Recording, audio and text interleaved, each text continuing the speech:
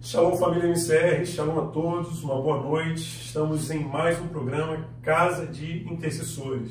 Realmente Deus tem feito grandes coisas, tem sido dias preciosíssimos e eu quero desde já motivar você a convidar pessoas, compartilhe o link desse vídeo, porque Deus tem muita coisa a fazer nessa noite. Estamos aqui com a presença da Bispa Darlene, estará conosco hoje compartilhando de um testemunho poderoso. E eu quero já antecipar, né? Nós temos um QR Code que fica aí à esquerda do seu vídeo. Esse QR Code ele tem um propósito. Se você está acessando pela primeira vez, está assistindo pela primeira vez, Casa de Intercessores, esse QR Code ele é feito para que você acesse através do celular um link. Então você vai fazer a leitura dele através do seu celular, um link será aberto, você vai preencher um questionário para quê? Esse questionário tem um único propósito: levantar uma rede de intercessores que vão orar por você agora, ao vivo. Hoje estamos fechando, né, o nosso tema do mês, que é Encarando Impossibilidades. Estamos no nosso quarto tema e o subtema, né, o tema de hoje em específico, ele é bem convidativo, vai fazer você entender claramente o que Deus tem a ministrar na sua vida hoje. E o tema é: a morte é para todos, mas a ressurreição só para os íntimos. Com base, né, nessa abertura, eu quero fazer uma leitura bem rápida do texto que está lá em Jó, capítulo 42. Um texto que reflete o momento em que Jó ele está lidando com todo o resultado da sua postura diante de um terrível tempo de grande tribulação. E no capítulo 42, versículo 1, ele diz assim: Então Jó respondeu ao Senhor: Bem sei que tudo podes e nenhum dos teus planos pode ser impedido. Quem é este que sem conhecimento obscurece o conselho? De fato, falei do que não entendia, coisas que me eram maravilhosas demais e eu não compreendia. Ouve-me e eu falarei, eu te perguntarei e tu me responderás. Com os ouvidos eu tinha ouvido falar a teu respeito, mas agora os meus olhos te veem. Por isso me desprezo e me arrependo no pó e na cinza. Esse é o fechamento, um momento, né, de uma conclusão de uma conversa muito intensa de Jó com o Senhor, e que você possa realmente mergulhar nesse ambiente que Jó estava aqui, o ambiente de quem provou do milagre, de quem viveu o sobrenatural. E como a gente sempre tem feito, não vou me delongar muito, estamos com Bispa Darlene, por favor, eu queria que a senhora se apresentasse, Bispa. É um prazer tê-la conosco, uma honra muito grande, eu sei que Deus tem muito a fazer através da vida da senhora e desde já eu quero agradecê-la por ter aceitado o nosso convite. Muito obrigado, fique à vontade, por favor. Amém. Shalom, graça e paz a todos. Primeiro eu quero realmente agradecer, porque é uma honra estar aqui e eu tenho convicção de que esse testemunho falará a muitos corações e restituirá vidas aonde a morte tem chegado muitas vezes. E eu sou a Bispa Darlene, sou pastora lá na Igreja Renovando Vidas, em Planaltina, DF. Trabalho com pessoas onde a fé muitas vezes tem morrido por diversos motivos. Por pessoas que chegam e querem realmente matar a fé, e o nosso trabalho aqui nesta terra, o propagar, tem que ser exatamente esse, da nossa fé. O que é ter fé se você não usar essa fé? Porque não adianta eu só falar, tenho fé, e não uso a fé. Eu não preciso esperar a morte chegar para eu usar a minha fé. Eu tenho que usar a minha fé no meu dia a dia. No meu dia a dia. Hoje mesmo, tenho certeza que tem inúmeras pessoas que têm vivido grandes problemas aonde a fé está guardada. E ela não pode guardar a sua fé. Ela tem que usar essa fé. E é disso que nós temos que falar todos os dias. Então eu estou agradecida de estar aqui hoje participando de um tema tão maravilhoso, extraordinário. Esse tema é extraordinário, porque quando nós olhamos a palavra do Senhor, em toda a palavra do Senhor, o texto mais forte que se fala é exatamente esse. fé. Fé. Tanto no Velho Testamento quanto no Novo Testamento, de Gênesis a Apocalipse, nós podemos ver que o uso da fé é o mais necessário nas nossas vidas. Tanto é que o próprio escritor de Hebreus declara, né? Sem fé é impossível agradar a Deus. Se sem fé é impossível agradar a Deus, como eu vou conseguir milagres se eu não tiver fé?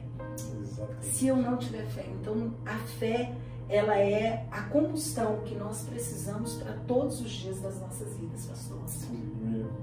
Bem, e como nós ficamos agradecidos, né, já com uma introdução tão intensa, queria que a senhora nos falasse um pouco a respeito de fé, mas trazendo para um contexto diferente do geral, vamos colocar assim. Até porque, né, nós nos acostumamos, até como igreja, a falar, a ouvir, a contar histórias. E eu digo, a maioria dessas histórias, inclusive, nem são nossas. Falamos de um tempo distante, de um Deus que curava, que salvava, que libertava, que ressuscitava mortos, e de repente nós entramos no século XXI, mergulhamos dentro de um ambiente pandêmico, onde pessoas se desestruturaram, famílias foram extremamente agredidas, e a igreja, né, dentro de um contexto até social, ela se mostrou muito passiva, muito refém. Uma igreja que, em muitos momentos, essa é a impressão, né, ela não demonstrou fé. Ela realmente se apavorou, se fechou, não que ela devesse sair fazendo coisas, né, a revelia, mas queria que você falasse um pouco sobre como lidar com ambientes de impossibilidade, porque é exatamente isso. Nós falamos de fé, mas a fé só vai interagir, ela interage mesmo quando a gente olha para o impossível, né? A gente olha e fala, e agora? Eu queria que a senhora trouxesse algo a respeito dessa resposta que muitos de nós, às vezes, deixamos de ter, porque carregamos uma cultura que ela vem para consagrar a impossibilidade em vez de consagrar a fé. A senhora poderia falar um pouco sobre isso? Sim, com certeza. Eu tenho uma história de vida muito firmada na fé. Eu conto a minha própria história. Eu tenho milagres extraordinários, onde já houve morte e o próprio Deus, mediante a fé, trouxe a ressurreição.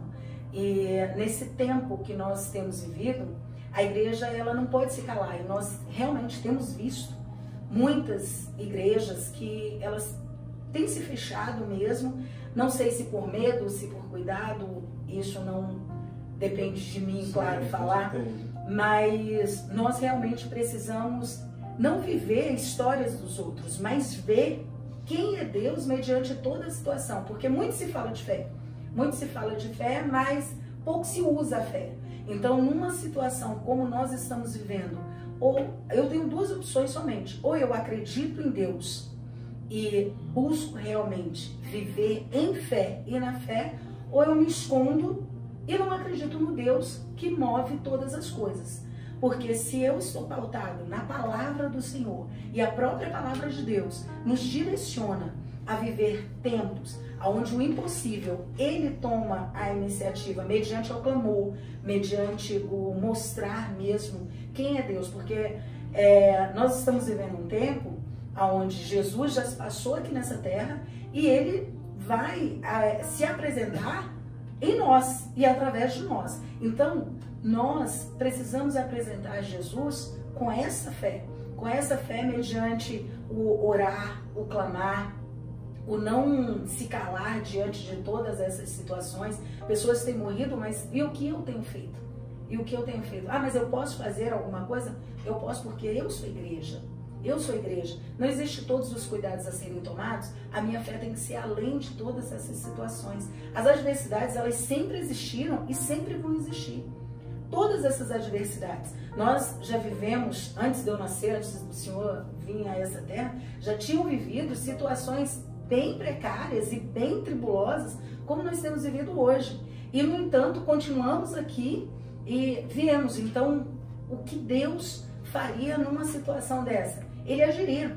Ele agiria. Então, eu não posso me contentar mediante uma situação que A fé pode mover toda essa situação. Quando a palavra do Senhor declara que a fé, se nós tivermos uma fé do tamanho de um grão de mostarda, poderá mover uma montanha, não é a montanha propriamente dita, e sim a adversidade que temos passado. Quando eu contei uma parte do meu testemunho, né, que era a questão da minha filha, eu tinha duas opções. Ou eu sentava no meio-fio ali do eixão e chorava junto com inúmeras pessoas que estavam chorando admirada pelo acidente que tinha acontecido, ou eu simplesmente acreditava no Deus que eu prego, que eu sempre falei, e clamava por Ele. E clamava por Ele. Nós estamos vivendo essa situação, onde eu preciso acreditar em Deus e seguir o parâmetro que Ele me ensinou. E o que Ele me ensinou? Ele me ensinou que se eu clamar, Ele me ouve. Se eu colocar o meu coração nele, Ele se inclina para mim. Então, assim, quando Deus fala que Ele se inclina, eu entendo que Ele se move em meu favor. E isso é fé. Isso é fé. Deus não é um Deus que está lá simplesmente parado, fez os céus, fez a terra, fez tudo que está aqui, existe, e Ele pronto, agora ficou parado lá, Ele não vai mais se mover? Não, Deus é um Deus que continua se movendo. Ele continua se movendo. E Ele se move quando? Quando eu ajo com fé. Nesse tempo pandêmico, nós precisamos mover o coração de Deus. Como eu vou mover Deus? Se a própria palavra declara que se eu clamar, se eu me arrepender com o meu coração, se eu chamar a atenção de Deus, Ele vai se inclinar para mim. Quando Ele se inclina para mim, eu entendo que Ele se move. Eu entendo que Ele se move. Então, assim, se mover é Ele agir. Deus agindo, todas as coisas vão se mover e eu preciso crer. É exatamente nisso, pastor. Glória a Deus. É exatamente nisso. Eu, como igreja, eu preciso me colocar nessa situação. Eu preciso me colocar. Então, existe um convite, né? Ouvindo a senhora falar, eu quero chamar a atenção de você que está agora nos assistindo. Existe um convite de Deus para esse tempo. Nós não estamos aqui para desmerecer os protocolos que governos têm assumido dentro do contexto de contenção de uma pandemia que ainda se encontra em muitos aspectos sem controle. Nós não estamos aqui para levantar uma bandeira de rebelião religiosa, né, e bem independente para se fazer cultos ou ações desmerecendo o que está acontecendo lá fora, mas pelo contrário, como a bispa bem falou, é você usar esse ambiente para crescer, para evoluir, para buscar uma resposta que só vale se for de Deus, só vai satisfazer se for de Deus. Porque esse é o problema que a fé tem. E eu quero compartilhar esse problema com você. A fé, ela só se satisfaz com a voz de Deus. A fé, ela não se satisfaz com recursos humanos. A fé, ela não se satisfaz com benefícios próprios, com capacidades próprias. A fé, ela tem uma carência de Deus. Por isso, né, repetindo as palavras da bispa do texto de Hebreus, sem fé é impossível agradar a Deus. E de repente, considerando, né, como a senhora tem visto essa igreja, se a senhora pudesse apontar algo específico dentro desse cenário, o que tem nos faltado dentro desse tempo? O que a senhora percebe que tem sido algo errado? A igreja ela tem estado um conceito da senhora e o que tem nos faltado? O que seria um endereçamento? Existem pessoas que elas necessitam de um endereçamento. E eu queria que a senhora pudesse nos apontar algo nesse sentido. É algo que eu vejo, assim, pastor, que tem tomado conta de muitas pessoas, é o emocional. Eu, no meu entender, pautado na palavra mesmo, eu entendo que o emocional, ele tira a fé de circulação. Ele é substituído. Eu vou só fazer esse adendo, me perdoe por interrompê-la, mas eu preciso que as pessoas elas sejam sensíveis a isso. Quantas vezes eu faço essa pergunta, porque eu quero que você continue prestando atenção no que a bispa tem a nos falar. Quantas vezes o teu emocional serviu para paralisar a sua fé, para sabotar a sua capacidade de crer? Essa é uma chave que você precisa considerar, por favor, bispa. Amém. Isso realmente é uma chave de muita consideração por todos nós. Porque o emocional, ele paralisa a sua fé, porque quando o seu emocional está, eu costumo dizer assim, que o nosso espiritual tem que estar acima e o nosso emocional muito abaixo, muito abaixo. É como Paulo declarando que lá em Gálatas, né, o domínio próprio, porque quando o meu domínio próprio não domina o meu emocional, eu não vou mais olhar o Senhor enxergando com fé. Eu vou olhar com o meu emocional e eu vou enxergar com o meu emocional. E o emocional, muitas vezes, ele faz o coitadinho do que o cheio de intrepidez, de convicção. Porque o que é fé? Fé, eu preciso estar convicta que Deus pode fazer todas as coisas. Fé, eu preciso estar convicta de que além de mim, outras pessoas passam por isso. E se Deus fez milagres a outras pessoas, esse milagre também pode vir até mim se eu parar com o meu emocional. Então, assim, eu vejo que muitas igrejas estão vivendo um emocional, mexendo com o emocional de pessoas, e as pessoas estão se acostumando com isso e perdendo o foco do que é literalmente a fé. Literalmente a fé. E elas constituem aquilo dentro delas e começam a agir na impossibilidade. É impossível isso agir na minha vida. É impossível essas coisas agir. Eu poderia, muitas até eu conheço, várias pessoas, inclusive pastores, que são conhecidos meus, que eu converso com eles, e eles falam exatamente isso para mim. Bispa, como você consegue fazer exatamente assim? Porque eu acho que essas coisas não acontecem mais. E isso me entristece, porque uma pessoa que deveria ser uma pessoa convicta, cheia de fé, falar que talvez isso não aconteceria, isso para mim é o que? Ela está estacionada no seu emocional. E o emocional, ele realmente anula a fé. Então, o que eu vejo hoje que nós, como igreja, precisamos cada vez mais ir adiante é na fé. Na fé. Independente do que dizem, independente do que acreditam em nós, não em Deus, agora estou falando em nós. Porque tem muitas pessoas que você fala, não, a fé que eu tenho em Deus, a fé que Deus moveu sobre mim, vai fazer isso acontecer. A cura vai chegar, porque tem muita gente em casa nesse momento que eu tenho certeza que eles estão falando exatamente, eu creio que Deus vai me curar. E é nesse eu creio que Deus vai me curar que a cura provém. E tem muitos que, como estão acreditando no seu emocional, eles começam a falar exatamente sobre o seu emocional. Então nós, como igreja, o que eu vejo é que nós precisamos colocar a nossa fé cada dia mais firme. Firme no Senhor. Glória a Deus. Ouvindo a bispa falar, me vieram muitas imagens, e a palavra do Senhor fala que o justo, ele viverá pela fé, o salmista diz. É verdade. E sabe o que me chama a atenção nesse texto? Nesse contexto aqui, qual é a imagem que você tem do justo? Porque para muitos, a imagem do justo que vive pela fé é de um pedinte, é de um pobre, bem coitado, que agora está vivendo pela fé. Aos olhos de muitos, inclusive, ele é improdutivo. Porque ele parou de trabalhar, ele assumiu a obra do Senhor de forma exclusiva, né? E ele agora é justo. E a gente olha para ele com aquele olhar de... É um louco, um herói, né?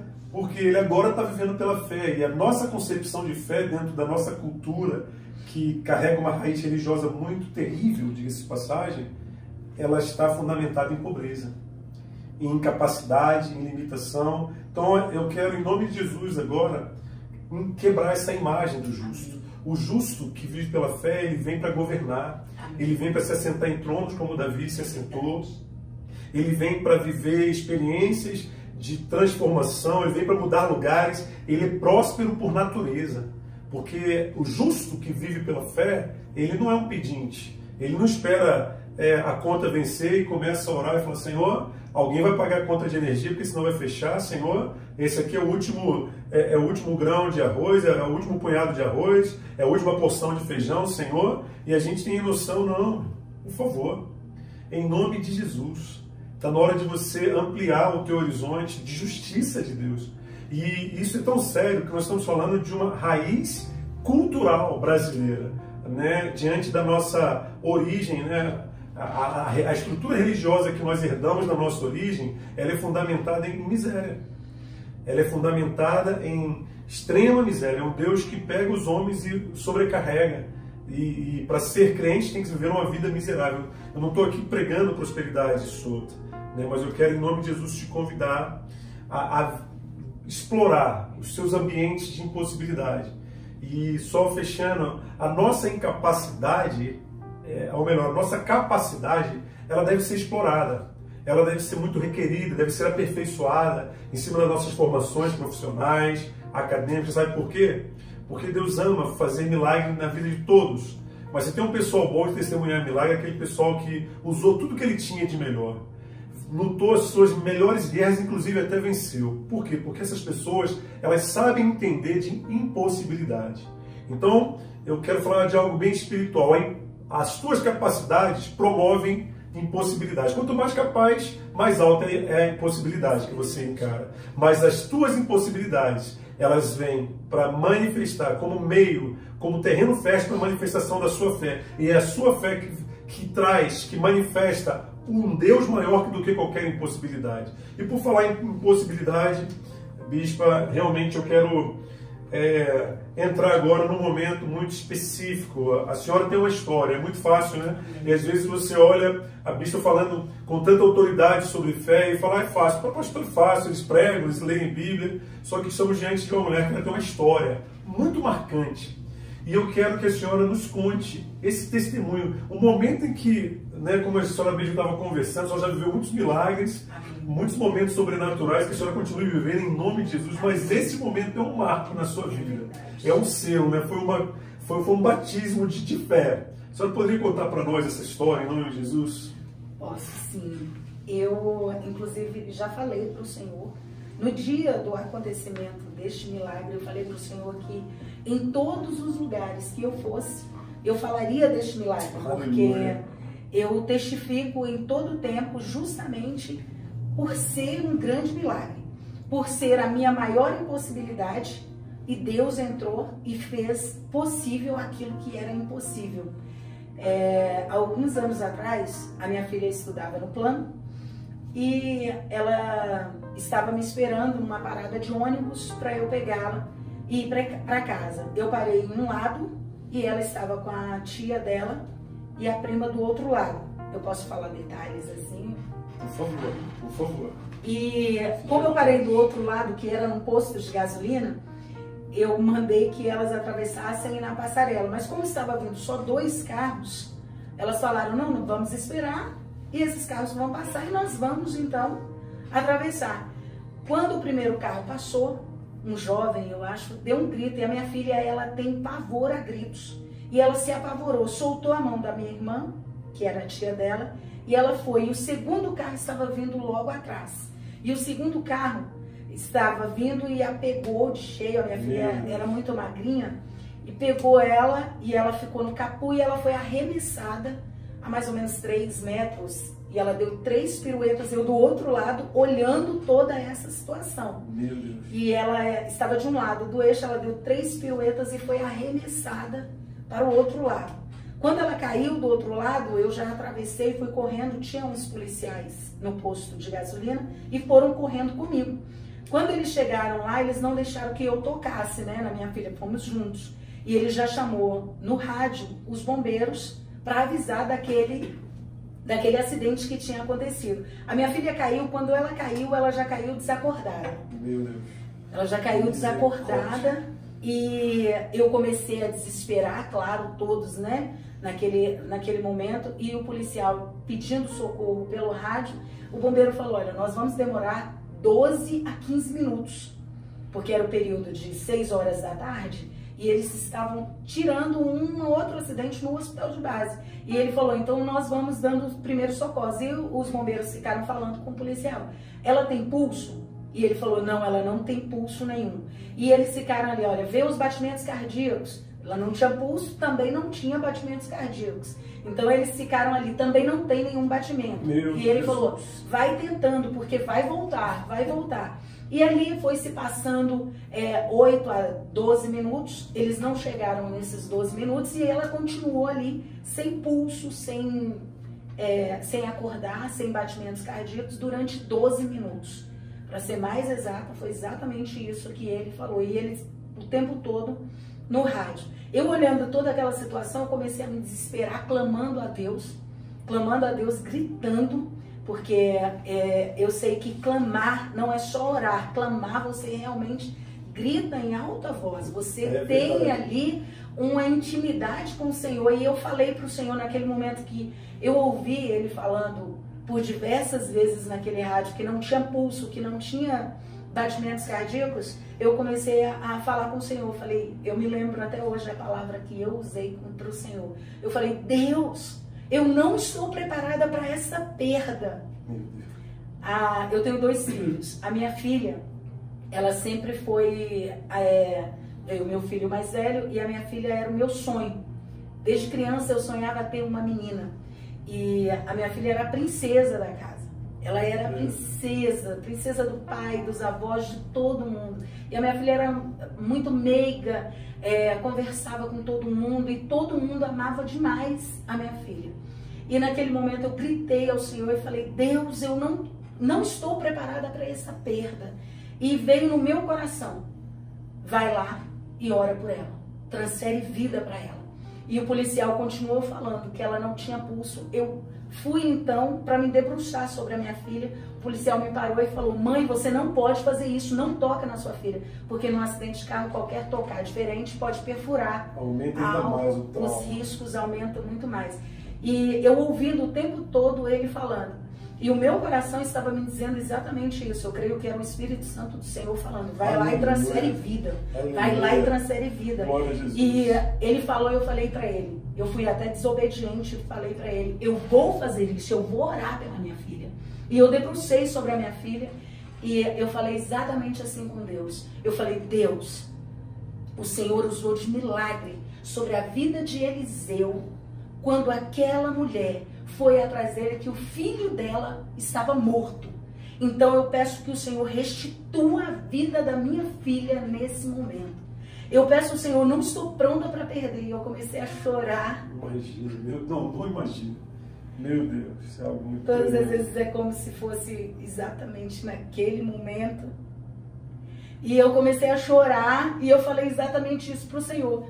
Eu não sou Eliseu, mas o Senhor pode trazer vida sobre a minha filha como o Senhor trouxe para aquele filho daquela mulher. E Eliseu estava usando. Então, em nome de Jesus, devolva a vida para minha filha. E eu comecei a gritar sobre a minha filha e o policial brigando comigo para eu sair de cima da minha filha. E eu mais uma vez gritei e falei, em nome de Jesus, restitua a vida sobre a minha filha agora. E aí ela começou a suspirar, a respirar como se fosse assim, miadinhos de gato recém-nascido, bem baixinho e bem fininho. E aí eu saí, né, que eu ouvi, saí de cima dela, e o policial pegou o rádio e falou de novo com os bombeiros, falou, ela voltou a ter pulso, e tinha inúmeras pessoas conosco, e aquelas pessoas falaram, começaram a gritar, né? Passado quanto tempo? Você consegue analisar quanto tempo? Já tinha em torno de uns 15 minutos. Meu Deus! E quando ele falou no rádio, o bombeiro já estava chegando, eu já ouvia a sirene, e aí o bombeiro já parou lá, já pegou a minha filha, colocou na ambulância. Ela teve 3 paradas cardiorrespiratórias, eles usaram desfibrilador, né, dentro da ambulância, e eles foram para o hospital de base e eu fui atrás com o meu carro. Não sei nem como consegui dirigir naquele dia. Mas isso já era fichinha diante de tudo aquilo que Deus estava presente. Já estava fazendo. Ali Deus estava presente sobre a minha filha. A única coisa que eu via era a presença de Deus na vida da minha filha. Porque ela não tinha pulso durante 12 minutos. Dizem que é impossível ficar esse período todo misericórdia, sem pulso. É algo sobrenatural. E a medicina já tinha falado isso. Lá no próprio hospital eles falaram isso. Aí chegamos lá no hospital, eu enfrentei impossibilidades piores ainda. Se é que pode existir. Chegando lá no hospital, o diagnóstico sempre, de todos os médicos que vinham sobre ela, quando chega nos traumas, inúmeros médicos vêm para diagnosticar, né? E a minha filha estava numa maca E ela permaneceu numa maca até 1h da manhã. É mesmo? Isso era 18 horas que aconteceu. Nós chegamos no hospital de base 18h30, mais ou menos. E ela ficou nessa maca lá na parte de traumas até 1h da manhã. Meu Cristo. E eu ouvindo os mesmos diagnósticos. Fizeram tomografia, o diagnóstico era: ela não tem vida sobre ela. Deu morte cerebral para minha filha. E a minha filha estava gemendo, ela continuava com vida. Porque desde a hora que o Senhor devolveu a vida para ela lá naquela quadra, ela estava com vida. E eu falava para o médico, eu falava: claro que ela está com vida. Olha como ela está gemendo. E ele falava: isso chama espasmos do corpo. Isso não é vida, isso é espasmo. Eu falei: o coração da minha filha está batendo. Ele falou: morte cerebral, o coração permanece batendo. E eu não aceitava aquilo. Eu fiquei na cabeceira assim da maca da minha filha e eu falei: eu não vou sair daqui. Eu não vou sair daqui. E eu ficava orando o tempo todo, expulsando o espírito de morte. Aleluia. Eu não aceitei a morte sobre a minha filha. Se o Senhor quisesse realmente levar a minha filha naquele momento, Ele tinha levado naquele momento que não tinha pulso, que não tinha batimentos, que não tinha nada. Então, naquele momento, o Senhor já me deu a convicção de que Ele não levaria ela.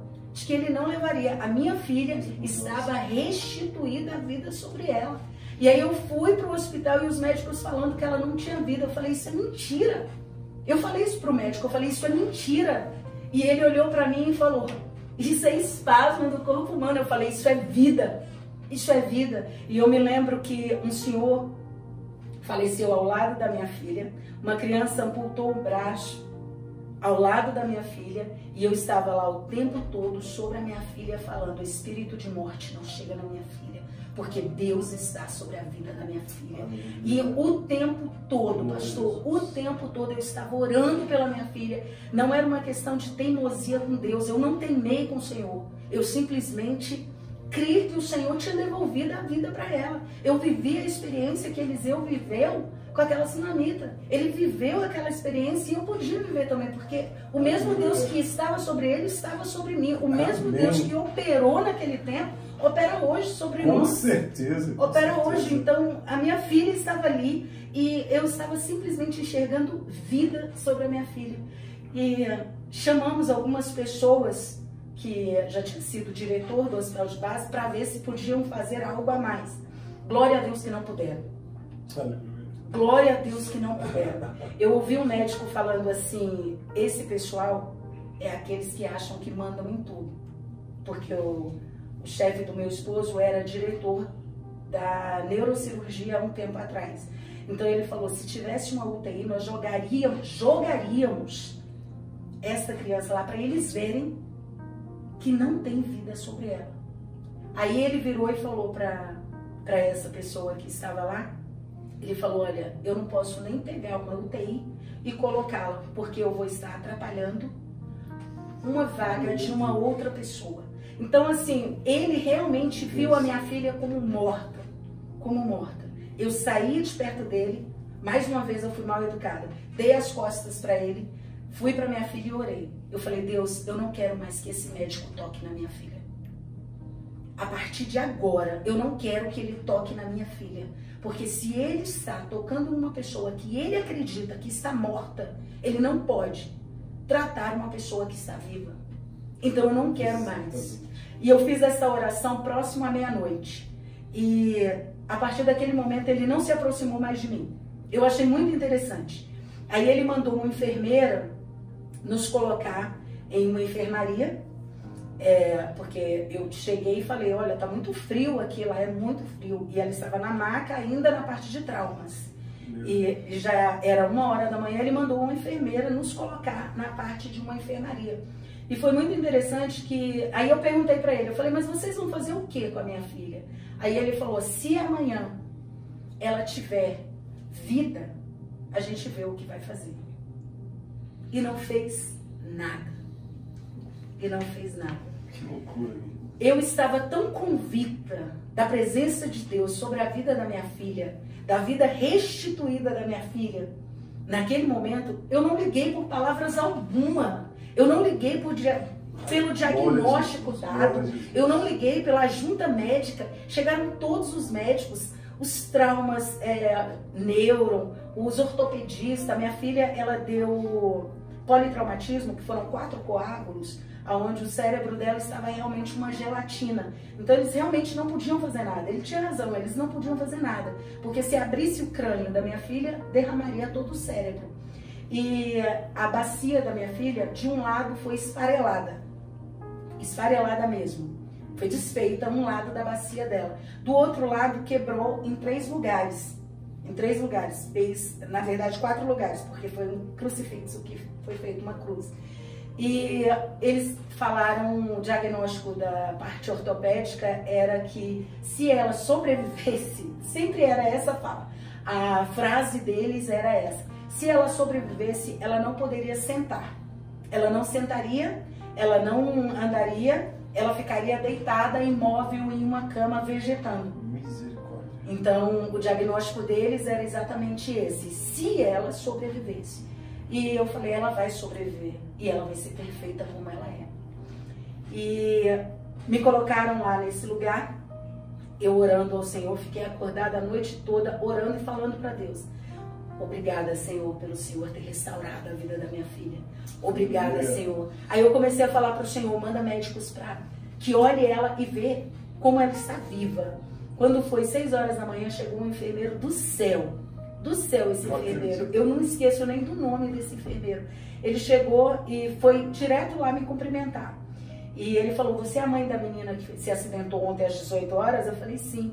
Já fizeram todas as tomografias? Eu falei: fez, saiu o resultado. Aí ele foi lá dentro, voltou, e eu falei: só que está acontecendo um problema. Ele: o que foi? Aí eu falei, levantei o lençol e mostrei a quantidade de sangue. No acidente não teve sangramento.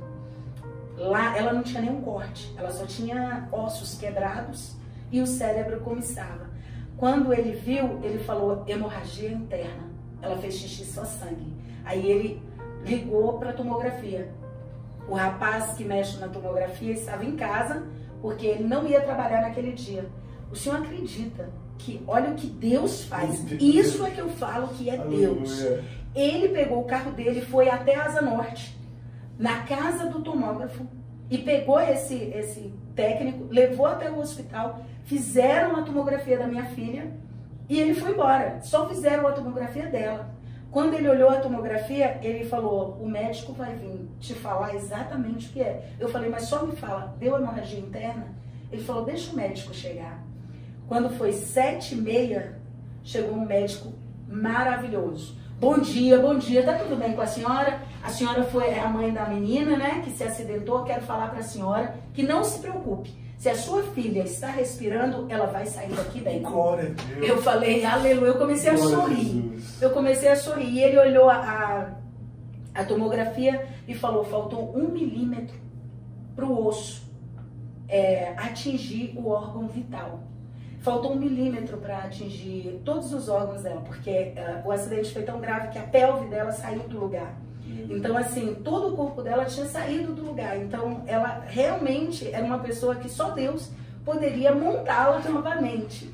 E quando esse médico chegou, ele falou: mas você não se preocupe, se ela está respirando, ela vai sair daqui bem. Eu atendi uma pessoa próxima dela e isso aconteceu. E ele saiu daqui não falando, não andando, mas saiu com vida. E eu comecei o tempo todo orando. Aí, a partir daquele momento de manhã, ela começou a tomar bolsas de sangue e soro, porque até então ninguém tinha dado nada para ela.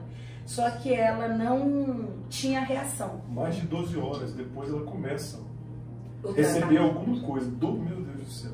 Mas ela não tinha recebido nada. Quando foi aquela manhã, eles começaram a dar bolsa de sangue e soro. E eu olhava para ela, ela realmente não reagia. Passou a terça, foi segunda, né? Segunda, terça, sem reação. A minha fé firme, firme. Eu recebia muitas visitas, né? E as pessoas, a minha família é muito grande. E a minha família é uma família de Deus. Iam muitos pastores lá. Essa é a questão de muitas vezes as pessoas que estão em nossa volta reconhecerem o que vão falar e como vão fazer em nome de Jesus, você que está nos ouvindo aí, diante de uma impossibilidade, não tenha este pensamento de impossibilidade. Eu recebia inúmeras visitas e as pessoas que iam me visitar, elas choravam muito ao ver a minha filha como ela estava. Realmente você precisava olhar com os olhos da fé, para você ver a minha filha ressuscitada e normal. Você só podia olhar com os olhos de Deus, só com os olhos da fé. E as pessoas chegavam e elas olhavam a Beatriz e elas começavam a chorar. Elas começaram a chorar, como eu disse no início, a minha filha sempre foi muito amada. E elas choravam muito por elas entenderem que a Beatriz não ia voltar. Até na mentalidade das pessoas que nos visitavam, era essa a situação. O diagnóstico era esse de impossibilidade. E eu olhava para as pessoas e eu falava, não se preocupe, tudo vai ficar bem. A minha resposta tinha vindo de Deus. A minha resposta veio do Senhor. O meu coração sabia em quem estava crendo. Então a minha palavra era essa. E eu lembro que uma sobrinha minha veio nos visitar de uma outra cidade. E ela chegou lá, ela não suportou, ela começou a chorar. Eu abracei ela, a confortei. Interessante isso, né? Aí eu a confortei e falei para ela, falei, você não precisa chorar. Daqui a pouco nós estaremos em casa. A Beatriz vai sair dessa como ela é. E ela falou com outra pessoa, coitada da Darilene, ela está crendo, mas não tem jeito uma situação dessa. E esse era o pensamento das pessoas. Mas Deus, Ele tem um pensamento diferente ao nosso respeito. Aleluia. E a fé que nos move, ela tem que ser a fé de Deus e em Deus. Eu costumo dizer exatamente isso. Eu já tinha recebido isso do Senhor, então eu já tinha quebrado todos os parâmetros e diagnósticos errados que tinham vindo sobre nós.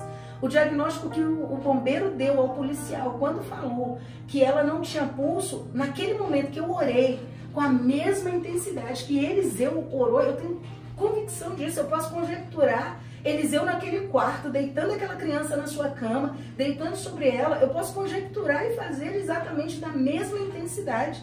E foi exatamente isso que aconteceu com a minha filha. Então eu já tinha recebido. Então qualquer palavra que viesse diferente a que Deus me deu, não surtiria efeito. Não surtiria efeito. E aconteceu que as pessoas vinham muito, e vinham muitos médicos lá dentro. Até alguns pacientes que estavam lá, mas eu não tinha entendido ainda o propósito de todo esse acidente acontecer, porque tudo nas nossas vidas acontece com um propósito maior do que o nosso próprio interesse. Quando uma pessoa ela está doente, ela não está doente porque Deus é um Deus punidor, Deus é um Deus mau. Não, não é isso. Existe um propósito. E nós fomos àquele hospital com o propósito de curar pessoas que estavam lá há muito tempo, que não tinham condições de fazer cirurgias, que não tinham condições de nada. E eu não tinha entendido isso ainda. E na quarta-feira, eu saí orando por diversas pessoas lá naquele hospital, e eu não chorava na frente do meu esposo e nem na frente da minha filha. Eu chorava nos corredores quando eu estava até orando por outras pessoas. E inúmeras pessoas foram curadas e receberam altas. Que glória! Nesse período. Crianças que estavam no mesmo ambiente, lá era um ambiente pequeno e cabia 16 camas. Então era muito apertado e tinha muitas crianças lá. Crianças que já estavam há 15 dias, 16 dias lá. E aí eu e vários pastores que iam, oravam, e essas crianças iam sendo curadas, outras iam sendo liberadas para cirurgias. E eu comecei a entender o que era o propósito de Deus. Eu falei, então não é para Beatriz, não é uma morte para ela, é para milagre de Deus. É para milagre. Aí eu comecei a falar, então tudo bem, Deus, eu vou orar para quem o Senhor quiser. Isso na quarta-feira. Quando foi na quinta-feira, eu estava realmente no meu limite, porque a Beatriz não tinha reação.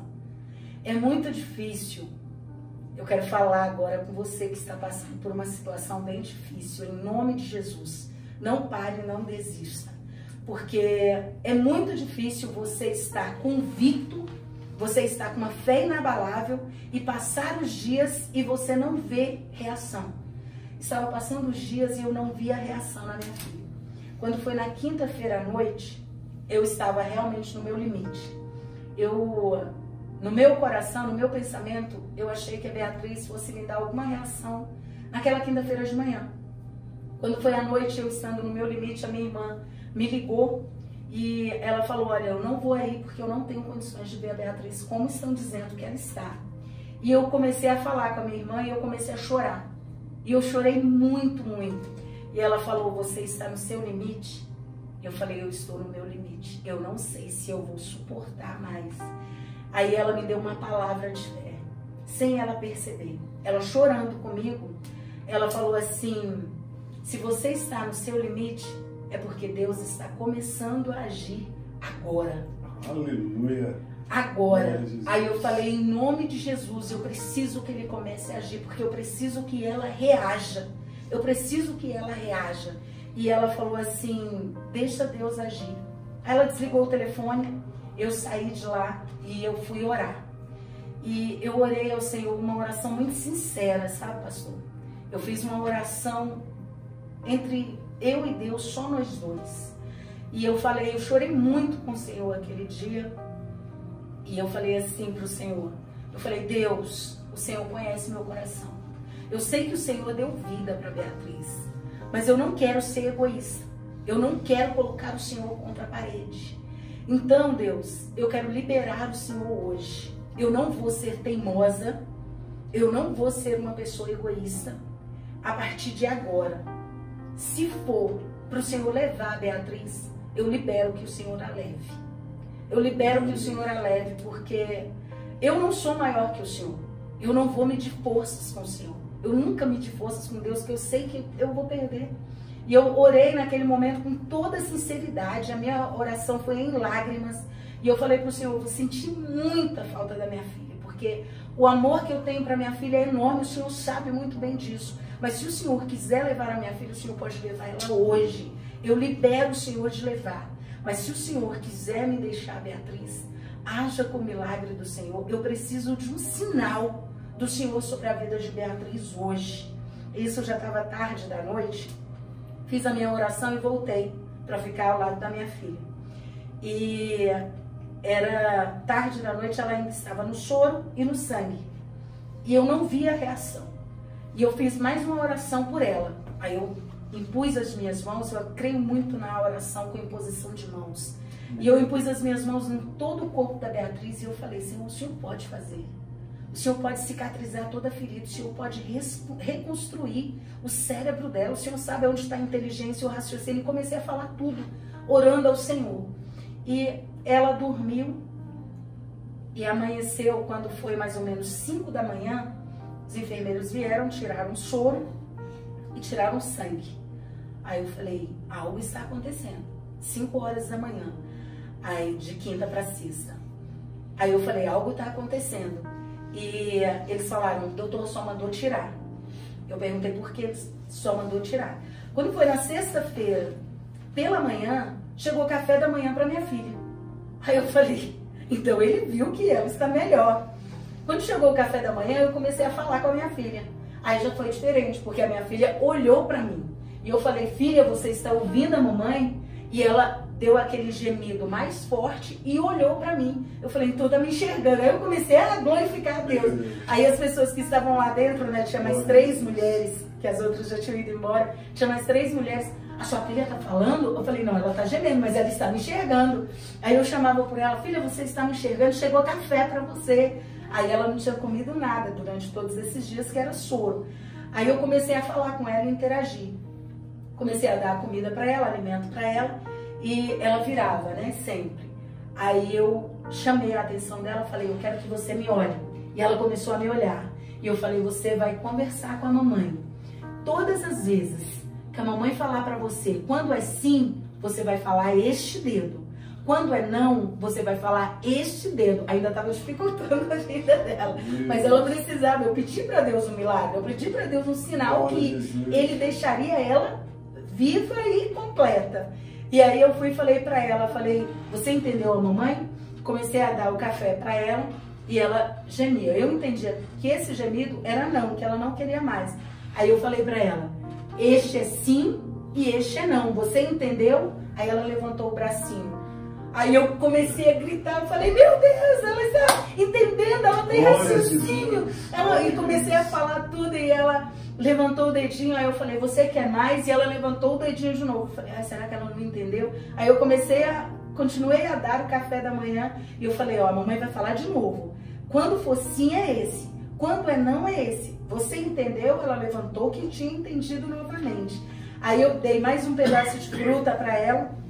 Eu falei, você quer mais? Aí ela levantou o dedinho que não. Eu falei, meu Deus, ela está raciocinando. Ela está raciocinando. Comecei a chorar, glorificar ao Senhor. Daqui a pouco o médico veio e eu falei para ele, doutor Clédson, olha, ela está entendendo, ela tem raciocínio, ela já está ótima e ela já está pronta para ir embora. E ele falou, calma mãe, não é assim. Tem todas umas situações. Olha, não se empolga, às vezes dá sinal, mas não funciona. Não, ela tá funcionando tudo. Ela raciocina, ela tem inteligência, ela só não fala ainda.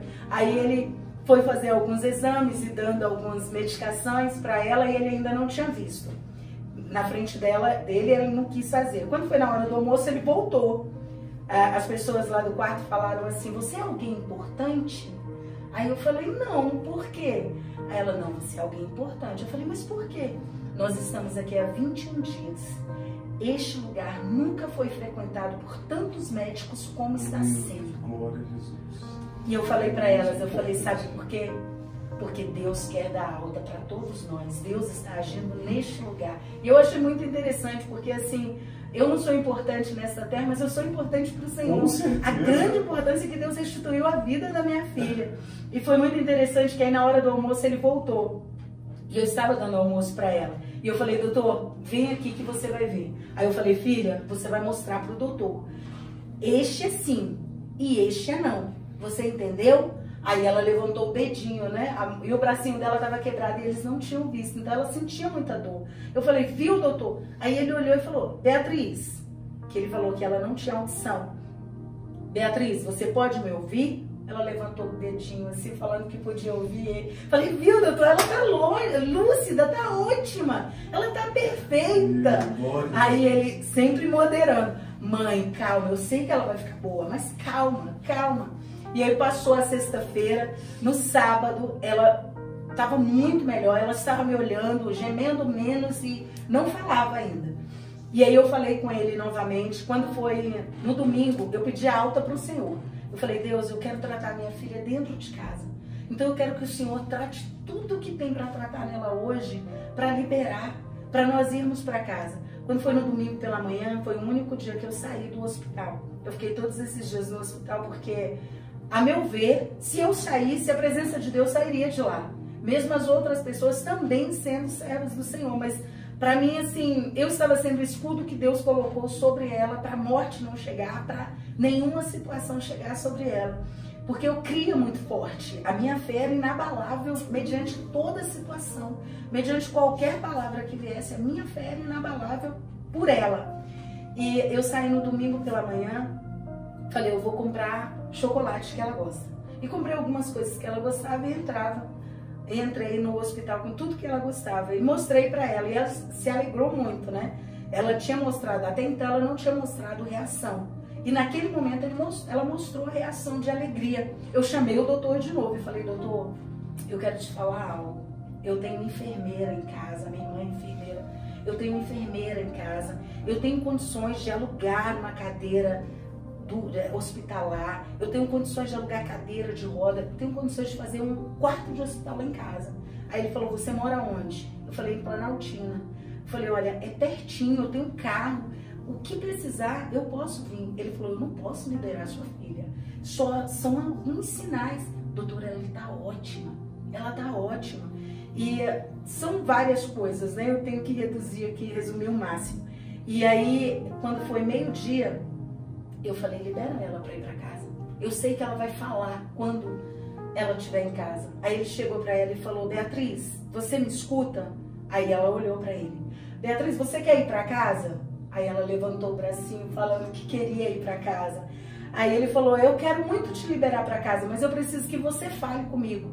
Se você falar, eu libero você para casa. Aí ela levantou esse dedinho e virou de costa, que ela não conseguia falar. E aí ele foi e falou, mãe, como que eu vou liberar ela assim? Eu falei, eu tenho certeza que ela vai chegar em casa e vai falar. Aí eles fizeram uma reunião, eu assinei um termo de responsabilidade e às 15 horas liberou que nós fôssemos para casa. E quando eu cheguei em casa, eles tinham perguntado se ela tinha feito xixi, porque tinha que fazer antes de sair. Eu confesso que foi a única coisa que eu menti. Eu pedi perdão ao Senhor, mas eu precisava levar minha filha para casa. E eu falei que ela tinha feito. Quando eu cheguei em casa, a casa estava cheia de gente, né? Quando eu cheguei em casa, ela olhou para todo mundo e ela falou: todo mundo veio me ver, não falou normal, falou muito embolado. Aí eu comecei a gritar, falei: ela tá falando. Quando cheguei em casa, que eu coloquei ela na cama, ela falou: eu preciso ir ao banheiro. Aí ela foi fazendo xixi e assim, pastor, foi tão incrível. Deus é tão extraordinário, tão sobrenatural. Nós precisamos viver o sobrenatural de Deus. Amém.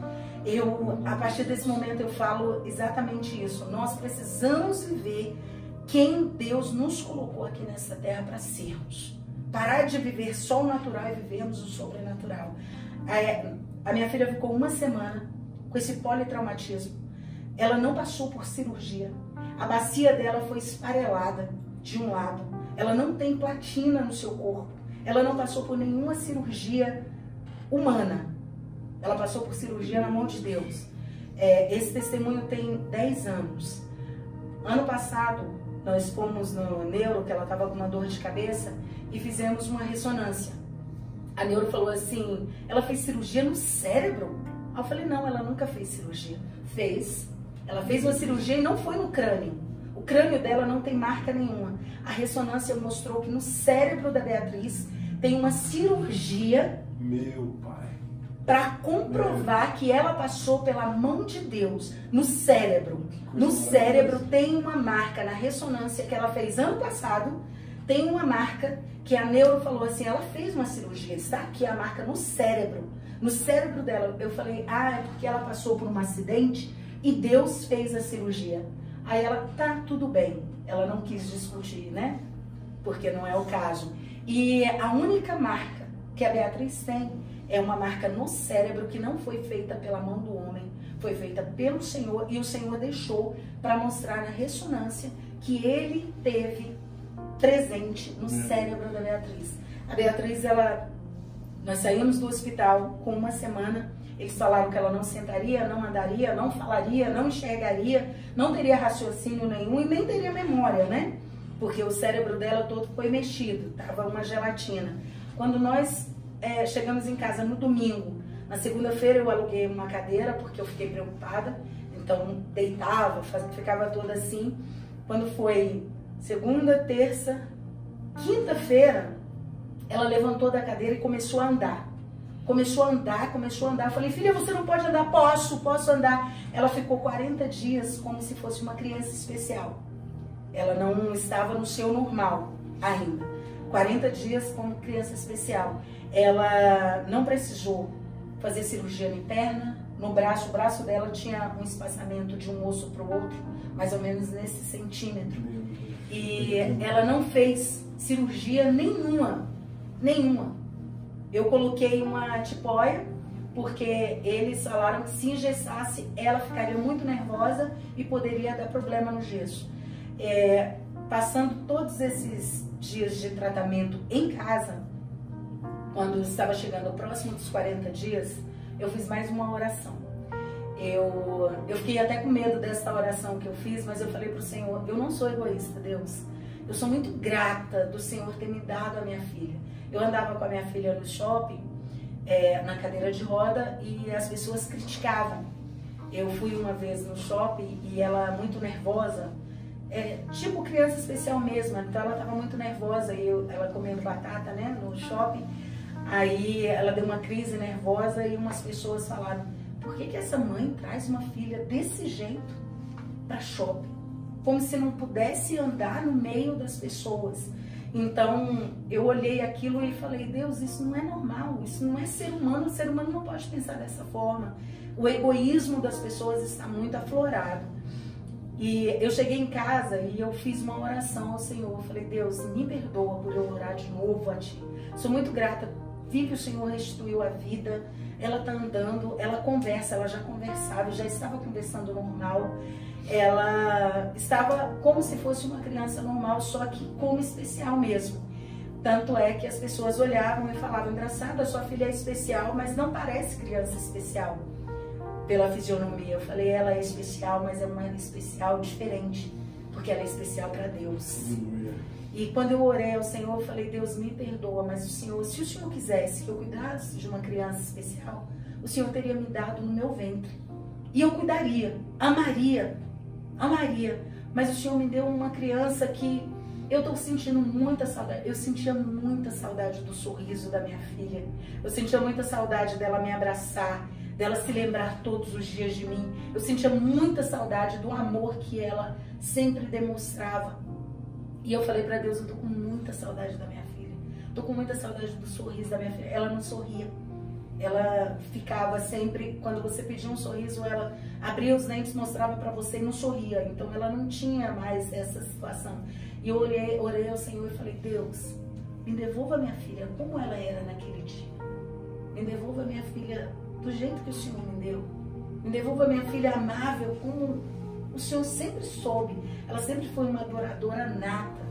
Sempre uma criança cheia de fé. Ela orava. Um dia antes do acidente, ela fez uma oração a Deus e falou, Deus, eu quero meu pai salvo. Ela orou pela salvação do pai dela. Então, eu falei para Deus, eu quero a minha filha como o Senhor me deu. Me perdoa, eu sei que tinha a minha cunhada que perdeu o meu sobrinho, já adolescente. Ela falou, agradeça que a sua filha está aí, você pode matar a saudade dela. E eu peguei aquilo e falei, Deus, me perdoa, eu sei que tem muita gente que queria filho assim, como a Beatriz é. Mas eu quero ela como o Senhor a fez. Em nome de Jesus, o Senhor já fez todos os milagres e eu tô com muita saudade da minha filha. E terminei aquela oração, fomos ao shopping e voltamos. Voltamos, sempre tinha que estar vigiando ela, né? Ou eu ficava ou meu esposo ficava. E quando eu a coloquei na cama, eu fui pra sala e a coloquei no quarto dela. Aí eu tô ouvindo um barulho, né? E eu na sala sentado, corri e fui ver. Aí ela abrindo as portas de uns armários que estavam cheios de coisas dela. Aí ela pegou as coisas dela, uns cadernos que ela amava desenhar, olhou pra mim e falou, mamãe. Aí eu, a fala tá diferente, a tonalidade da fala tava diferente. Eu falei, oi. Quem mexeu nos meus lápis? Quem mexeu nos meus desenhos? Quem mexeu em todas as minhas coisas? Aí eu olhei pra ela, comecei a abraçar, beijar e falei, filha, você voltou, você voltou. Ai, Deus, obrigada. Eu comecei a chamar o meu esposo, falei, a Beatriz voltou, a Beatriz voltou. E ela, voltei da onde, mamãe? Aonde eu estava? Eu estava aqui no meu quarto, eu não fui pra lugar nenhum. Como assim? Eu voltei? De onde eu voltei? Eu só sabia abraçar, beijar e falar, você voltou pra mim, você voltou. Mamãe, eu não tô entendendo nada. Eu não saí pra lugar nenhum, eu voltei de onde? Aí eu fui contar pra ela toda a história. Aí ela foi e falou, por isso que eu pensei que eu estava sonhando. Eu queria voltar, meu pai não me acordava, eu achei que eu estava sonhando. Então toda essa situação do acidente, da morte por todos esses minutos, das impossibilidades dos médicos falarem, a minha filha, ela hoje, ela é restituída de tudo. De tudo. Hoje ela é estudante de direito, adoradora do Senhor, prega a palavra do Senhor, faz missão e está aí perfeita para provar que a ciência, ela existe, mas existe um Deus maior que pode lidar com todas essas circunstâncias. Todas as circunstâncias. Onde o nosso limite acaba, o limite de Deus não existe. Não existe. Deus entra com a sua mão poderosa, Deus entra com a presença dele e foi simplesmente oração e fé. Glória a Jesus. Oração e fé. Pastor, essa é a minha história de convicção. Tudo isso que eu vivi, eu falei para o Senhor que eu posso viver qualquer coisa. Porque foi a restituição de vida. Tremendo. A restituição de vida. Algo muito precioso. Queria que a senhora, já apontando, né, queria poder ouvir detalhes dessa história. É uma história que ela realmente nos marca muito, né? E eu, enquanto a senhora falava, sou pai de uma menina e me vejo também diante de pessoas como pastor, pessoas que já suportaram tantas coisas. Pessoas que perderam, né? São pais que perderam filhos. E a palavra de ressurreição é muito mais do que Deus nos dá aquilo que perdemos, mas Deus nos dá algo muito além daquilo que tínhamos quando perdemos, a partir do que perdemos. E eu creio nessa palavra, e ela, por incrível que pareça, ela transcende as circunstâncias. E eu gostaria muito, né, já apontando para esse fechamento, que o Senhor deixasse uma palavra para tantas pessoas que estão nos ouvindo, dentro de um ambiente onde todos os dias, né, a principal manchete ainda é a quantidade de pessoas que estão morrendo, a calamidade, a falta de estrutura financeira, as guerras familiares. Queria muito que a Senhora pudesse nos dar uma palavra fechando essa primeira parte, em nome de Jesus. Amém. A palavra que eu tenho para deixar para todos nós, você que está vivendo uma situação de impossibilidade, que talvez até no seu casamento, talvez não seja morte física, porque tem muitas pessoas que têm vivido mortes espirituais, mortes no casamento, mortes financeiras. A palavra que eu tenho para deixar para você é: não pare, não desista, não abra mão daquilo que Deus depositou sobre a sua vida. Se Deus depositou sobre a sua vida, é porque Ele confia que você vai chegar até o fim. A força não está em você, a força está em Deus. E Deus é quem habita em nós. Você não é forte, eu não sou forte. Naquele dia, a minha estrutura ela foi totalmente mexida, mas Deus estava sobre mim. Então, a força que veio foi exatamente de Deus. E talvez pessoas podem até estar falando para você que você não vai conseguir, mas não ouça exatamente essa situação. O propósito de Deus está sobre a sua vida. Isaías 38 nos declara uma história sobrenatural, onde o próprio Isaías, filho de Amós, chega até o rei Ezequias e fala a Ezequias que ele morreria. Ele clamou ao Senhor em alta voz e ele declarou ao Senhor que ele queria a ressurreição, que ele queria a restituição. E ele não desistiu. Deus deu a ele mais 15 anos de vida. Então o Senhor, Ele pode todas as coisas na sua vida, na minha vida. Então, diante do poder de Deus, Paulo declara que o poder de Deus é quem opera em nós. É o poder de Deus que opera sobre a sua vida. É o poder de Deus que faz a sua existência. É o poder de Deus que faz a modificação mediante todas essas impossibilidades que você tem ouvido. Mas você, eu, precisamos permanecer. Permanecer. Por isso que Apocalipse declara exatamente isso. Lá no capítulo 21, versículo 7, se não me falha a memória. Aquele que permanecer, que vencer, darei a coroa da vida. Então não pare, não desista. Está difícil? Clame ao Senhor. Pare de olhar para a impossibilidade e olhe para o dono das impossibilidades. Pare de olhar para a dificuldade e olhe para aquele que é além de todas essas coisas. Em nome de Jesus, você vai conseguir, porque não é na sua força, mas é na força do Senhor. Clame, grite, rasgue o seu coração e não as suas vestes. Mediante todas as circunstâncias que você tem passado, tanto de falência, quanto de necessidade financeira, quanto de necessidade até de educar muitas vezes a sua vida, a sua emoção, não deixe que a tristeza superabunde sobre você. Porque Jesus, Ele nos declarou que veio para nos dar vida e nos dar em abundância. E muitas vezes nós achamos que servir a Jesus é estar exime, é estar sem circunstância. E não é isso. Não é isso. O melhor amigo de Jesus passou pela morte. O melhor amigo de Jesus não foi poupado de grandes situações.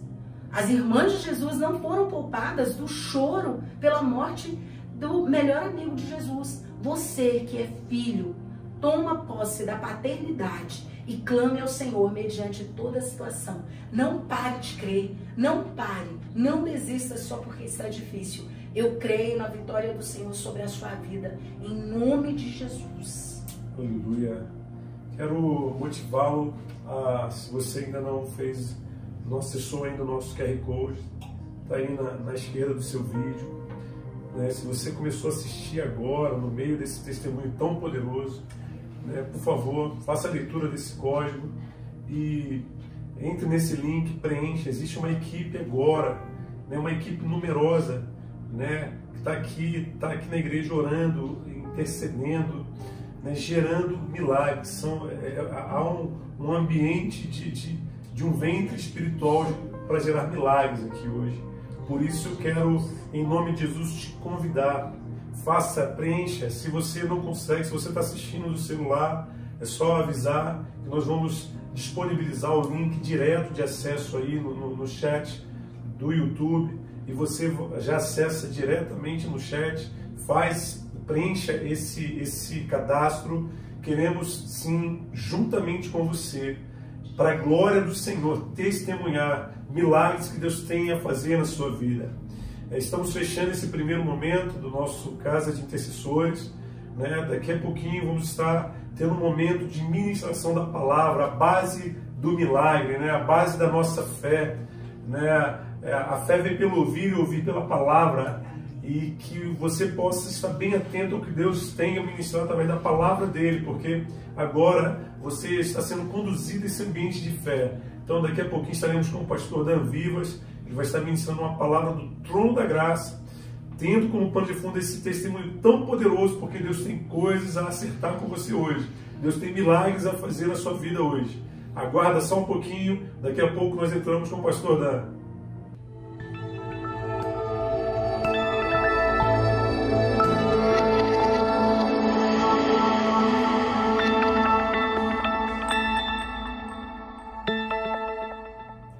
Então, meus irmãos, agora sim, vamos para a nossa segunda parte, uma parte que já aponta para o fechamento desse nosso tempo, né, de Casa de Intercessores.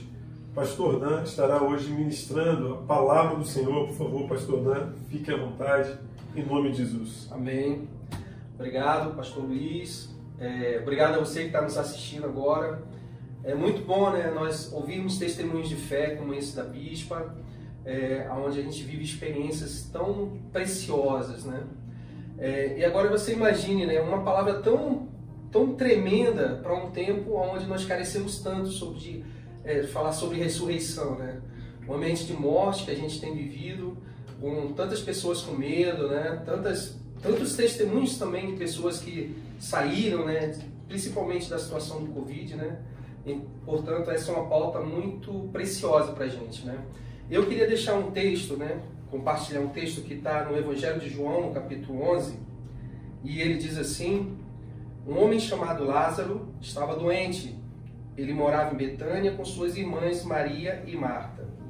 Foi Maria, a irmã de Lázaro, que mais tarde derramou perfume caro nos pés do Senhor e os enxugou com os cabelos.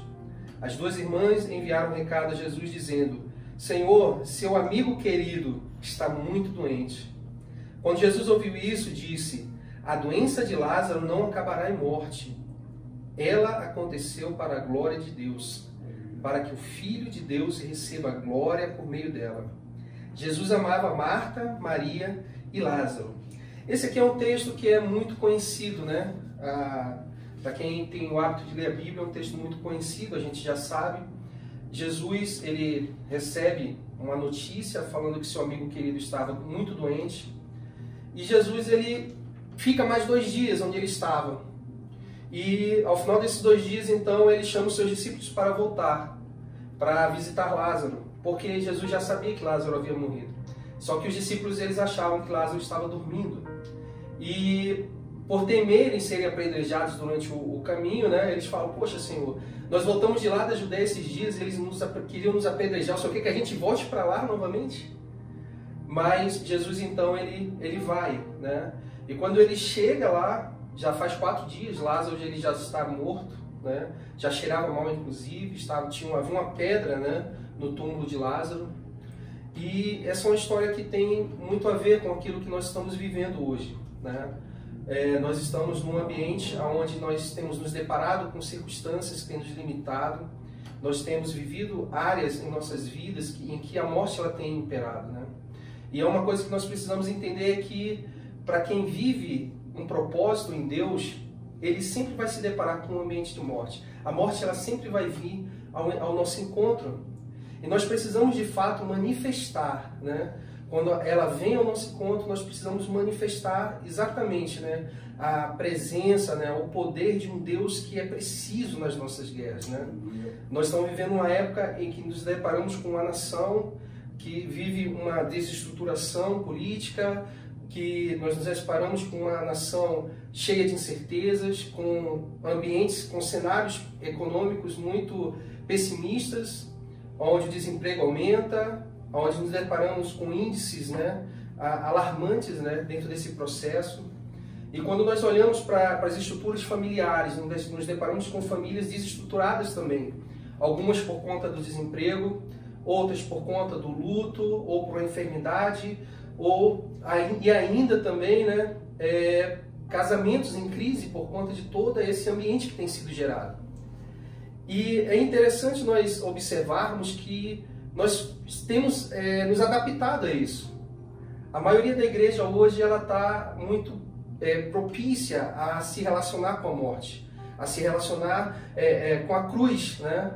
A cruz ela é tida como o ápice, né? Como o final da nossa caminhada cristã. Mas na verdade a cruz ela é apenas o meio, né?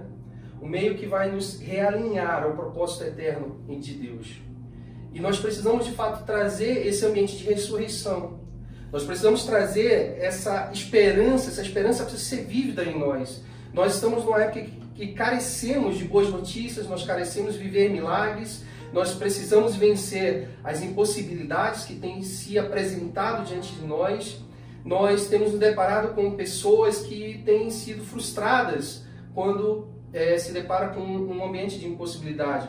Uma notícia de desemprego, quando se depara com uma separação, quando se depara diante da morte de uma pessoa querida, de alguém próxima. E é nesses momentos, meus irmãos, que nós somos chamados. É nesses momentos que, de fato, nós precisamos ser atraídos para esse ambiente de intimidade em Deus. As irmãs, elas olhavam para Jesus como alguém muito íntimo. Ela chega diante de Jesus e fala assim, olha, aquele a quem você ama está doente. E diante daquela fala daquelas irmãs, muito queridas e próximas de Jesus Cristo, como o texto fala, Jesus diz, olha, não se preocupe, a doença dele não é para a morte, mas é para a glória de Deus. Portanto, você imagina alguém que tem intimidade com Deus, né, receber uma frase, receber uma resposta dessa. Ora, eu não preciso me preocupar, porque é para a glória de Deus, vai dar tudo certo, ele não vai morrer. Mas se passaram 2 dias. E o número 2, ele tem algo muito precioso, porque o 2 está alinhado com o testemunho. Portanto, você vai ver falando a respeito das 2 testemunhas no caminho de Emaús, os 2 testamentos, né? Então o 2 ele aponta para um testemunho. Mas aí quando aquelas irmãs passam os 2 dias, Lázaro morre, quando Jesus chega no 4º dia, eles falam assim, mestre, mas se o Senhor estivesse aqui não teria acontecido isso. Então você imagina você se deparar hoje com uma circunstância adversa, uma circunstância inesperada, uma circunstância que foge dos seus limites de superação, da sua capacidade de suportar, e você pensa assim, poxa, mas eu sirvo a Deus. A palavra de Deus diz que nós somos mais do que vencedores nele, que nós podemos todas as coisas nele, e é claro, isso é verdade, isso é verdadeiro.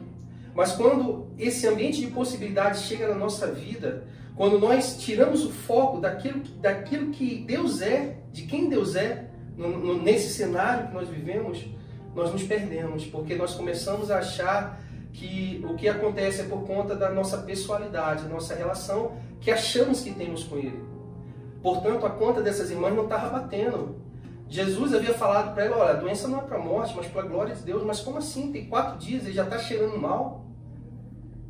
Essa palavra, ela nos traz uma reflexão. O que está cheirando mal na sua vida? Qual é a impossibilidade que você está vivendo hoje? Essa palavra ela aponta uma reflexão para as nossas perspectivas em relação a Deus. Porque Deus ele deu uma palavra para a sua vida. Talvez o cenário, certamente o cenário que você está vivendo não seja o melhor. A perspectiva que você está vivendo seja uma perspectiva de desespero, assim como a Bispa Dagliane falou. Imagine você uma mãe e você se depara com uma situação que ela testemunhou aqui. E você olha e fala assim, mas Senhor, eu te servi a vida toda. Senhor, eu tenho estado na tua casa, eu tenho falado de ti, eu tenho proclamado a tua palavra e a minha filha vai ser perdida assim. Nossa reação como ser humano inicialmente é essa, de questionar a Deus o porquê que tem acontecido as coisas. Por que, Senhor, eu estou passando por essa dificuldade? Mas a resposta de Deus é, foca no propósito. Existe um propósito para isso que você está passando, existe um propósito para a sua dor, existe um propósito para a sua angústia, existe um propósito para os conflitos e guerras que você tem passado. Porque o que você está vivendo não é para a morte, mas é para a glória de Deus. Assim como Lázaro, quando Jesus chegou lá e ele falou assim, olha, tirem a pedra. E ele falou, Lázaro, venha para fora. E aquele homem, ele saiu, ainda cheio de ataduras, de panos e trapos, ele saiu. Jesus está dizendo para você, olha, venha para fora. Tira esta pedra. Sabe o que essa pedra representa? Representa as desculpas que você tem colocado. Essa pedra, ela representa exatamente os obstáculos que você tem colocado na sua relação de intimidade com Deus. Entenda uma coisa, a morte ela vem ao nosso encontro. A morte vem para todos, mas a ressurreição é somente para os íntimos. Que você possa adentrar nesse ambiente de intimidade agora. Nós iremos orar nesse sentido, nós queremos que essa intimidade em Deus, ela te atraia, de maneira que você possa conhecer o coração do Pai, de maneira que você possa acessar os lugares e que o Senhor, Ele possa te mostrar todos os planos e projetos que Ele tem para a sua vida. Deus abençoe sua vida, seja abençoado nessa palavra e não se desconecte, porque agora nós vamos entrar no tempo de oração. Amém? Deus abençoe tua vida. Pastor. Aleluia. Palavra do trono do Pai. Palavra poderosa. E só considerando tudo que foi muito bem trazido, muito bem exposto aqui pelo pastor Dan Vivas, realmente é uma palavra muito propícia, muito estratégica para tudo aquilo que nós ouvimos através do testemunho da pastora Darilene, um tempo sobrenatural, e eu quero agora convidá-la a encarar suas impossibilidades. E de repente você olha e existe um túmulo fechado, com uma pedra da descrença, com a pedra da desistência, com a pedra do desânimo, com a pedra da morte, de alguém que literalmente morreu. E eu falo, às vezes, você pode estar se perguntando, mas pastor, a filha dela ressuscitou, a minha faz 10 anos que está morta, e eu nunca mais tive vida. O meu, eu perdi mês passado, em função dessa pandemia, e para mim acabou ali. Cadê a glória? Será que alguém vai lá no túmulo pedir para abrir, para tirar o meu filho que já está um mês, há 2 semanas, meu pai, meu irmão? Eu quero dizer para você algo muito sério. O pastor Dan falou algo muito estratégico aqui. A morte, ela é para todos. O Evangelho de Jesus, ele nos ensina que um bom cristão é aquele que vence a morte, porque ele venceu. E vencer a morte é provar de uma vida em realidades onde outrora a morte é quem dominava. A ressurreição não é restituição. A ressurreição não é reparação. Nós trouxemos um testemunho que trata muito, e no primeiro momento a gente tem uma imagem de alguém sendo reparada, sendo restituída, uma mãe sendo restituída de uma filha. Mas eu quero dizer que ressurreição, ela é a grande chave do cristianismo. E precisamos clamar pelo Evangelho da ressurreição. O Evangelho, como eu costumo dizer aqui no ministério, o Evangelho de Jesus ele não é de cruz. Calma. Ele é de ressurreição. Mas para viver ressurreição, tem que aprender a morrer na cruz. Porque a cruz é o meio. A cruz é o único meio que nos faz vivenciar a ressurreição que nos está proposta em Cristo Jesus. Aonde está a sua cruz? Qual é o seu padrão de cruz? Aonde está a cruz que matou você, que paralisou você, que fez você desistir e abdicar de uma casa, de um casamento, de uma família, de uma identidade, você que abdicou de você mesmo. Entra agora, eu quero te encorajar, eu estou te dando um tempo. Nós poderíamos ter fechado isso aqui já numa oração, mas eu sinto um ambiente de milagre aqui. Eu sinto um mover de vida, e Deus quer trazer vida. O Espírito Santo do Senhor quer promover, quer trazer ondas de vida, de avivamento. Esse avivamento que começa dentro de nós. Esse avivamento que é muito mais do que um culto cheio de gente, mas um avivamento que vem para nos fazer vencer a morte, nos fazer vencer as impossibilidades, nos fazer de fato provar do poder, do mesmo poder que ressuscitou Jesus Cristo. Está na hora de túmulos esvaziarem, para a glória de Deus. Como o pastor bem falou, nós vamos orar agora. E se você entendeu que essa mensagem é para você, você não só vai receber essa oração, como você vai viver o milagre, você vai testemunhar esse milagre. Toda semana estaremos aqui, né? Toda quinta-feira a partir das 20 horas. Então se prepare para testemunhar o teu milagre. Vamos orar? Senhor, em nome de Jesus, nós te agradecemos, Pai, por essa noite, por esse fechamento, Senhor, de tema, por um mês tão intenso, tão maravilhoso na tua presença, onde o Senhor nos moveu, Senhor, como igreja, como reino, num tempo, Senhor, tão desafiador, dentro de ambientes tão hostis como esses que temos enfrentado, Senhor, dentro de uma sociedade amedrontada, paralisada, traumatizada, Senhor. Meu Deus, viemos aqui para profetizar vida, a vida abundante, revelada em Cristo Jesus, a vida que vence a morte, aleluia, a vida que vence o pecado, a vida, Senhor, que quebra as maldições. Meu Deus, em nome de Jesus, entra agora em casa, entra agora, Senhor, em famílias, visita homens e mulheres, visita, Senhor, jovens, visita crianças, Pai. Nós queremos liberar uma palavra de cura, uma palavra de ressurreição, Senhor, uma palavra de restauração. Te clamamos, Deus Todo-Poderoso, hoje é dia de vida.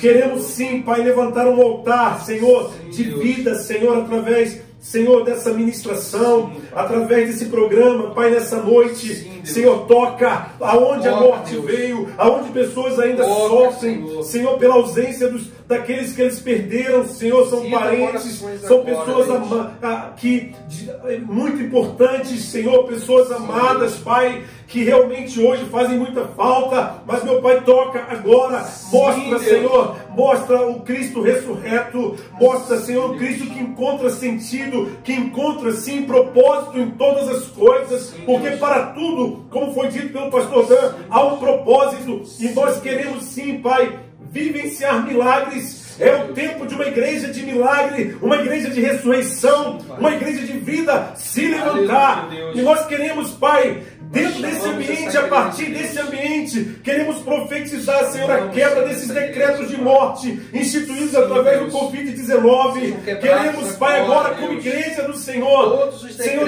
declarar que esses decretos, Pai, que tem, Senhor, tirado a vida de pais, Senhor, de irmãos, de filhos, Pai, que tem gerado, Senhor, o peso da morte sobre famílias em muitos lugares, Pai. Senhor, está na hora, Pai, está na hora desse inimigo cair, está na hora desse inimigo cair, e nós queremos sim, Pai, ver a Tua vida ecoando, e chamamos um novo tempo, um tempo, Senhor, de cura e de milagres, que o Senhor faça, Senhor, desse ambiente, dessa realidade, Senhor, tão agressiva, Senhor, o início de um novo tempo. Senhor, estamos, Pai, numa década que aponta para um tempo de proclamação da Tua palavra, e nós chamamos esse tempo, Senhor, um tempo onde somos aperfeiçoados, somos abastecidos dessa fé, desse testemunho, Senhor, que nos faz sim viver o sobrenatural. Aleluia. E nós te agradecemos desde já, porque cremos sim que haverão grandes milagres para a glória do Teu nome, Senhor.